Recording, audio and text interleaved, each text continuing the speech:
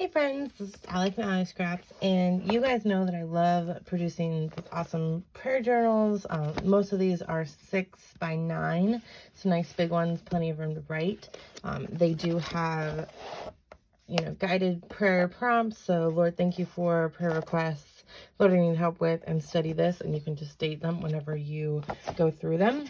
But I have been getting a lot of requests to do ones like that, but in Traveler's Notebook size, and I have finally done that. So these are some of the first 5 designs that I have. So we've got the artsy ones right here. Really fun. And then this is the most popular design for the other prayer journals. So it's kind of a blue watercolor floral, also in Traveler's Notebook size. And then this one is a composition one, which I know is super popular right now. So prayer journal for the composition one. And we'll just take a look inside really quick. So it is very similar to the traditional 6 by 9 ones. But it has, just because there's a little bit less space, 1 day's prayer requests, or the guided prompts, is on 2 pages.